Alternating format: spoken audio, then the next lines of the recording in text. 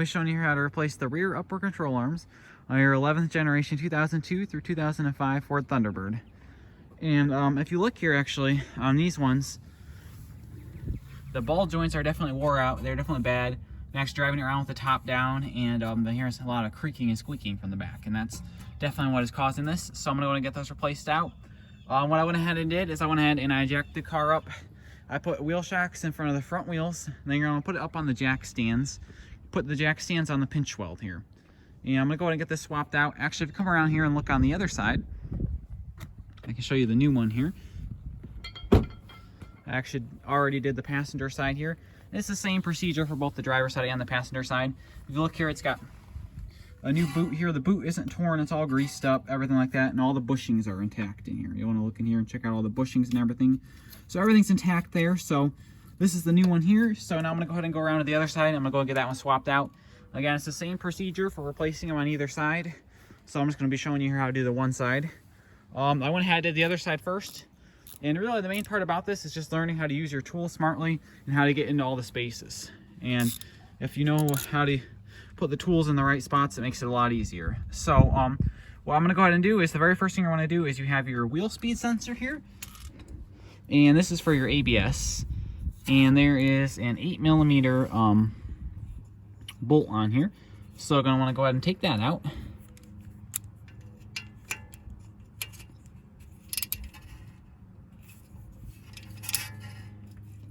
Just going to loosen that up.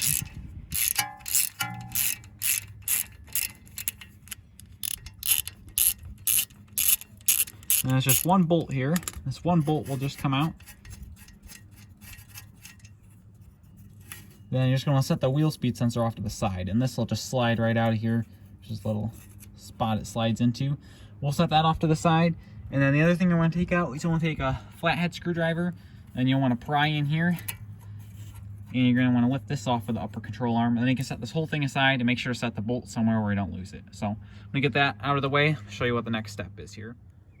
Okay, then just a few things here for the next step is first I went ahead and I sprayed everything down here with some PB blaster, so all the bolt here for the ball joint, and then both the nuts that slide through there. I sprayed all that down with some PB blaster, and then I went ahead and I jacked it up by the lower control arm. You're just going to jack this up until this reaches about the height it would be as if it were set on the ground. So what you're going to do by jacking that up is that's going to take all the weight and everything off of the upper control arm, which is going to make it much easier to get everything loose on the upper control arm, make it easier to replace that. Then also when you put the new upper control arm in, it'll help make sure that all the rubber bushings are in where they're supposed to be. Because if you put the upper control arm in with it all the way down, and then you set the car on the ground, it'll stretch all those bushings and you'll tear out all those bushings right away. So you're going to want to keep it at the same height for taking it out and putting it back in. So then the next thing we're going to do here is we're going to want to remove, there's a bolt down here, and we're going to want to remove this, and then we can pop the upper control arm out of here. So then to go ahead and get that bolt broken loose, it's going to be a 3/4 inch here. So I'm going to go ahead and want to put the wrench on here. Now you're just going to loosen this up. Now the issue that I'm actually having here is since this upper ball joint is so wore out, actually the bushing is coming apart, there's no grease left in it. So the ball joint itself is actually bad. And when I'm twisting this, I'm just twisting the whole thing and it's actually not coming out. This is not supposed to turn on the top. This bolt should only spin on the bottom. The whole spindle should not spin. This one was so bad that it is, and that's what's making it such a safety issue that I have to get that replaced. But so if you're experiencing this issue where the whole thing is spinning and it's not wanting to come out, what you can do here to make things easier is you can take a vice grips, and where that spindle sticks out underneath the bolt here, you can stick the vice grips on here. So if I were to stick the vice grips down here, and then I can go ahead and put my wrench on here and I can go ahead and break it loose that way. Okay, so I went ahead, I got the vice grips put on the bottom part of the stud there, and I got my wrench on here, and I just got the vice grips leaning against the sway bar link here. I got my 3/4 inch wrench here. Just able to pull the wrench towards me, and I can actually loosen up that nut, and I can still keep those vice grips holding the spindle in place so I can break this loose. Again, this nut should just loosen up on its own. That whole thing is not supposed to spin. That whole thing should actually be attached here to your upper control arm and held in place steadily. So you should just be able to spin that out. In most cases, you should be able to. These were so wore out that since there's no grease in there, so you can see how wore out this boot is, and actually some of the grease is coming out. But there's really not much grease in there at all, and it kind of dried up and it's wore that that upper ball joint out, so it's causing that whole thing to spin. So you can do it this way, just put the vice grips on, take it out that way. You shouldn't have to do it this way, but if it is extremely bad like this, you will have to. So I'm going to get this taken the rest of the way out, and then I'll show you what to do next here.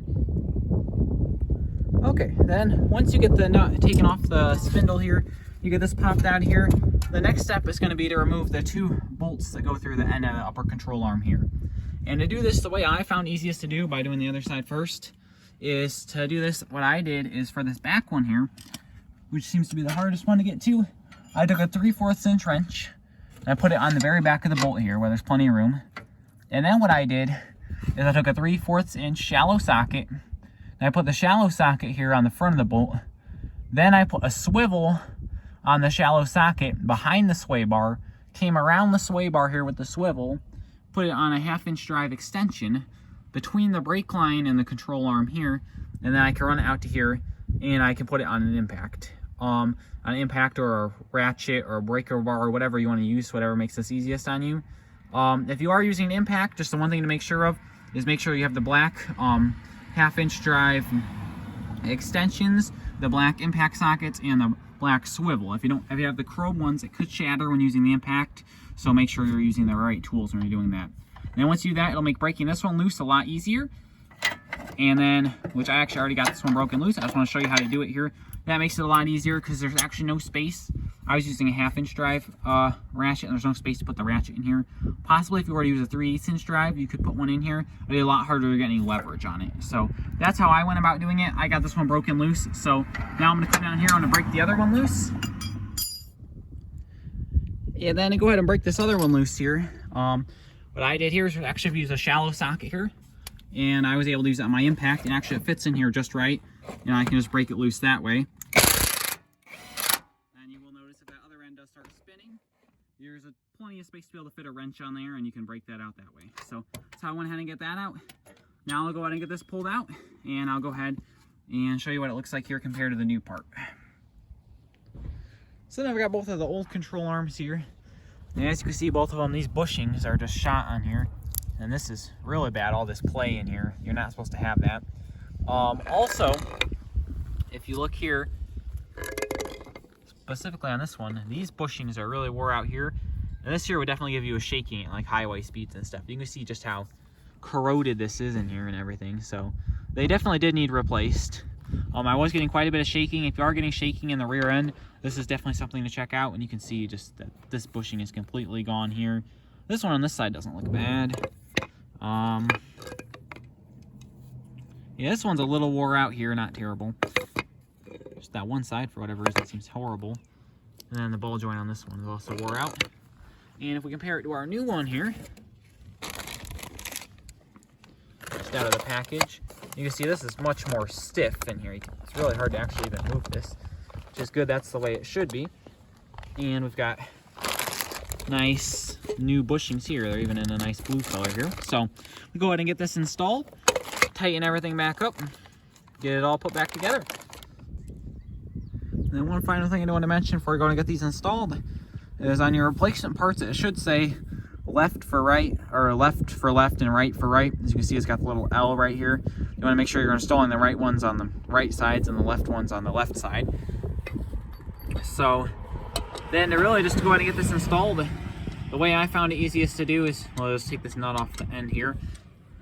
And then what I do is I slide the rear in first and get both those lined up. And then once I get it all lined up in the rear, I'll make sure to get those nuts in, and I'll just start them. I won't tighten them all the way down all the way, but I'll get them started in there. And then I'll put the ball joint part into here. You want to do this part last. If you do this part first, it makes it really hard to line up the back. And then you'll want to tighten it all down. You'll want to tighten it all down before you lower the car, and then you can lower the car onto the ground. So you're going to get this installed. These here, you don't want to put these decently tight.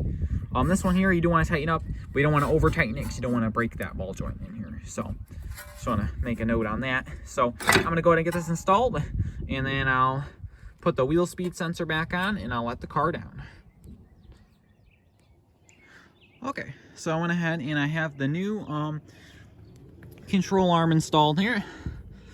And I mean, really just the main part is you put the two end pieces in here first. Make sure to just get the nut through here and put the bolt on the end here. You don't have to tighten it really at all, just enough to hold it on there.